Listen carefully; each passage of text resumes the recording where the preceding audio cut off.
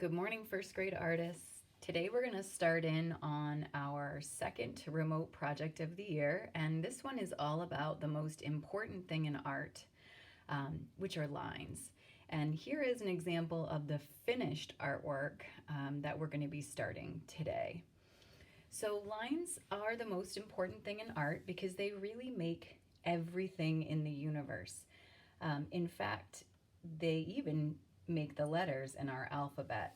Let me prove it to you. So I'm going to grab a piece of white paper here and do a little demonstration.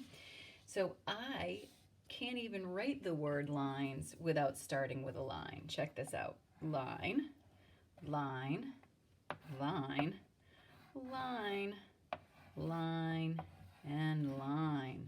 So lines are super important, not only in creating shapes, but also in actually making our letters in our alphabet.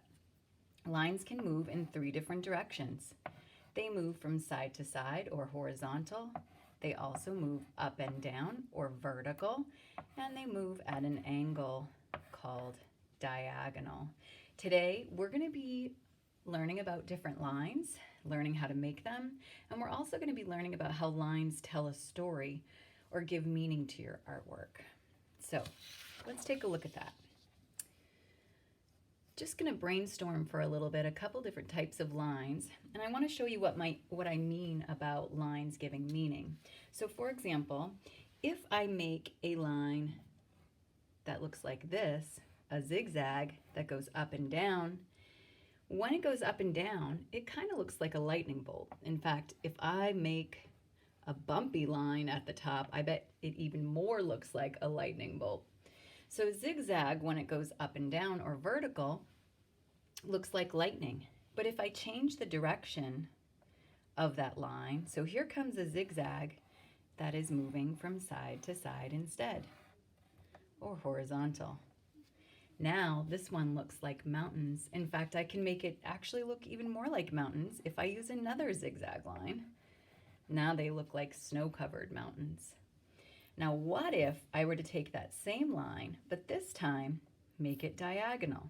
Uh-oh, my paper moved. Let's try it. So if I make this diagonal, it's still a zigzag. What does it look like now? If you said a staircase, you'd be right. So this is how lines can really tell a story, and also the directions of them are super important. So let's look at a couple more. How about this line? Does it remind you of something already? I bet if I put a line right here and also right here, it'll look like something. It looks like a road. Actually, it looks like the road's coming from the sky. Kind of a cool idea. Now I'm going to use one of my favorite lines. It's called a wavy line. Now you can make wavy lines in many different ways. You can make them with curves like this, or you can even flip that bumpy line over and make it look like this.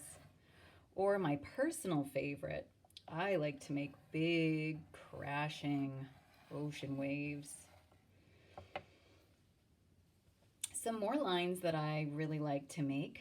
Let's see, so some looping lines maybe.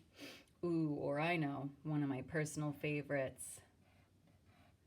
This one goes down, over, up, over, down, over, up, over, down, over, up, and it just continues like a pattern. This one I call a castle line because it looks like the top of a castle. There are so many more types of lines, and I bet you can come up with some that are completely your own. What we're going to do next is start to actually create our artwork for this project. So once you've had a chance to brainstorm some lines, you're going to take one of your project papers out of your portfolio, and what I want you to do is choose 5 different lines to create on your paper. Now the biggest rule is that your lines have a beginning and an ending. Let me show you what I mean. So I'm going to choose one color. I have this gray here, and I'm going to start by making a castle line go from one side of the paper to the other. So I'm going to start at one edge, and instead of just letting that line stop in the middle of my paper, I'm going to make sure that it has an ending. So I'm going to go all the way to the other side. There it is. So now it has a beginning and it has an ending. Now I'm going to move on to my next line. This one I think I'll make diagonal, and I think I'm going to do one of those big ocean waves. So this time I'm going to start in the corner over here, and I'm going to make a big curling ocean wave, and it's going to go right off the edge. Now this has a beginning and it has an ending. It's going right to the edge of my paper, but it does overlap my castle line, which I think looks kind of cool. So that's 2 lines. I need 3 more. All right. This next one, and you might notice I'm switching colors each time. You can use the same color if you want, but I just like to make it more colorful. So the next line I'm going to make, I think I'll make that road line. And I'm going to make the road line starting at my castle line and then just making its way all the way down. I think I might even make those 2 lines on either side to really make it look like a road line. There's 3. I need 2 more lines. I'm going to use an orange this time. I think I'm going to do a wavy line, but this time I'm going to make it really drop. It's almost like a roller coaster.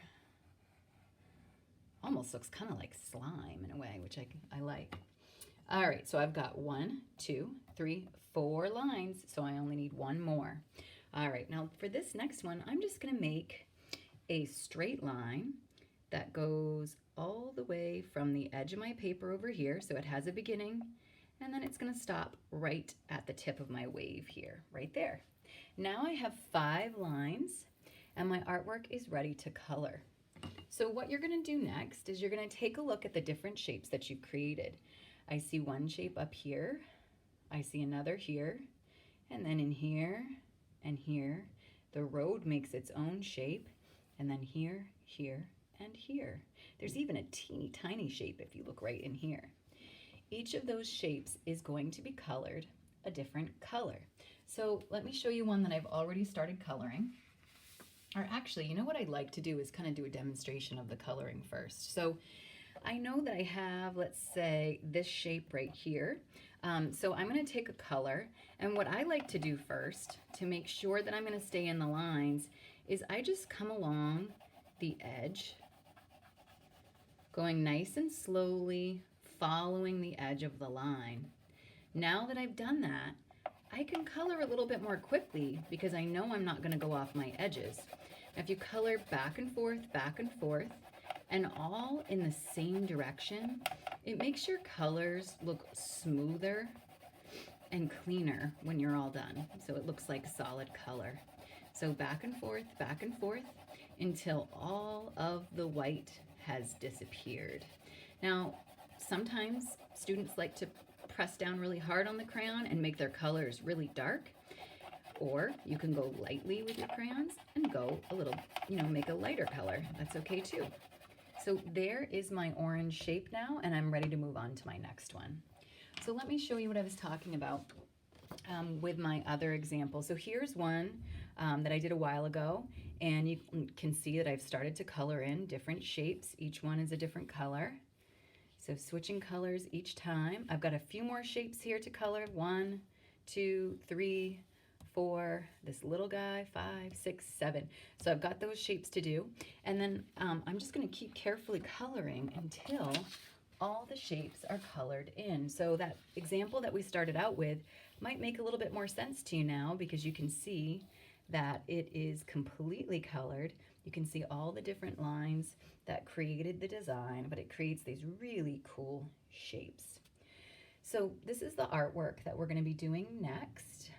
Take your time, really experiment with different lines. I hope you have fun with it. When you're finished, please take a photo and upload it to Seesaw or Unified Classroom, or even send it to me in an email so that I can see what you've been up to. All right, thanks for listening. Have a great week, everyone. Bye.